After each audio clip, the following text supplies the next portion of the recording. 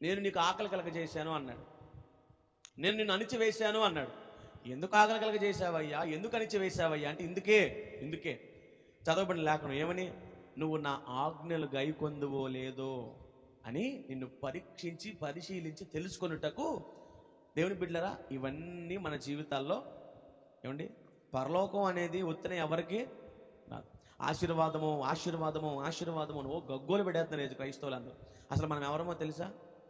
ఆశీర్వాదానికి వారసు. ఉందా లేదా? పత్రికల్లో, పేతురు రాసిన పత్రికలో ఉంటుంది. మనం ఎవరమంటే ఆశీర్వాదానికి వారసులగుటకు పిలవబడిన వారు.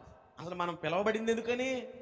ఆశీర్వాదం పొందుకోవడానికి. కానీ మనం దేనికోసం ఏడుస్తున్నాం, దేనికోసం పరిగెత్తుతున్నాం అంటే అసలు ఇదే సైతాను గడి యొక్క గొప్ప బోధ ఏమిటో తెలుసా? మీకు ఆశీర్వాదం కలిగిద్దాం రండి అంటాం, మనం ఎగేసుకుని వెళ్దాం. దేవుడు ఏమని పిలిచాడు?